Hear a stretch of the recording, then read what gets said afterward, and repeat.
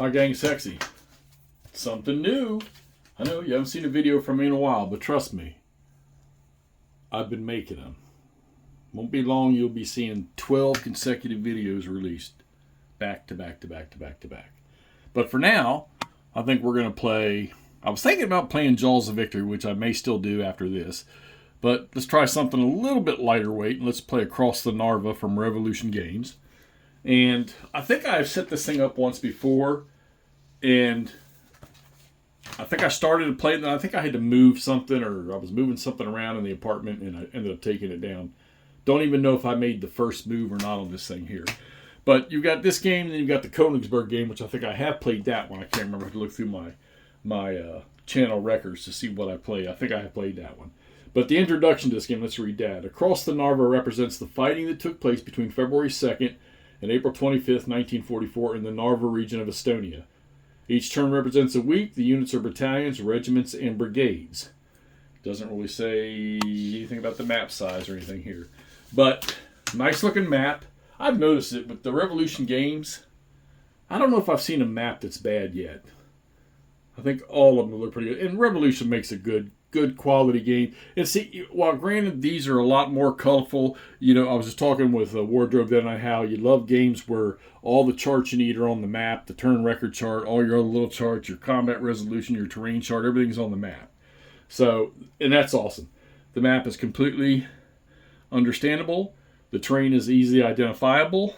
Hexes are numbered well. You can see them. Supply sources, reinforcement entry locations are great, and the record track is huge, okay? So, what we need to accomplish here. This one has, I think the first level of victory is like 0 to 56 points or something like that. Now, your victory condition in this game, obviously, the Russians are on the offensive here. And the victory locations are many. All the entry hexes, you can see on the far side of the map, are like 10 or 15 points each, I think, something like that. All the city of Narva hexes and the prepared defensive stuff. Every village on the west side of the river, every village is worth a victory point. These three hills, the city up here, Narva, Yoasu, whatever. And like I say, all the villages are all victory points. So there's plenty to get there. It's a chit draw mechanic. Supply is very basic in this game, being able to trace a line. Overrun, you can overrun headquarters units only in this game here. One of the key things to this game is the only units that can enter the city of Narva proper and inside the perimeter defense boundary over here are SS units. No Wehrmacht units, which are all the gray ones. No Wehrmacht units can come in here, so you got to make sure you keep SS units around, which the Germans do get a couple of stacks of SS replacements that are reinforcements that'll come on later. So this is a Soviet offensive. I guess I don't know much about this. May have to do some reading. Somebody want to pass me some historical information about what the Soviet objective was here? If I had to guess, I would say maybe to cut off these troops, these very elite troops in Narva, in the Narva region, and just dwindle them down to surrender or destruction. That would be a guess. Because from what I understand, the Russians were being very successful at this late in the war anyhow. They were returning the favor that the Germans handed out during Barbarossa. But this game was dated in 2018 is what's written on the rules.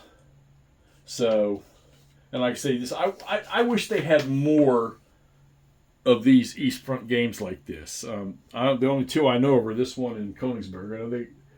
I don't know of any others in the list. If there are, I might have it or maybe I missed it, but I wish there was some more because they make this is a great game. The system's pretty cool. Like I say, I love chit draw. And then this one has event chits too that you draw, and you have a random events table that gets used in this one here. And you have these event chits that you have, which are in the cup, unfortunately, but you see like one on the tracker says barrage second shock army out of supply, barrage. Those get drawn. and you get to use that. And then you got the random event chip here, which you roll on a table, which I need to look at. I haven't looked at it yet. But and then it has air power. And your air power is different in this game here too. So like the Soviets have a bomber here that does 3 column shifts. Pretty cool. That's not going to focus, is it?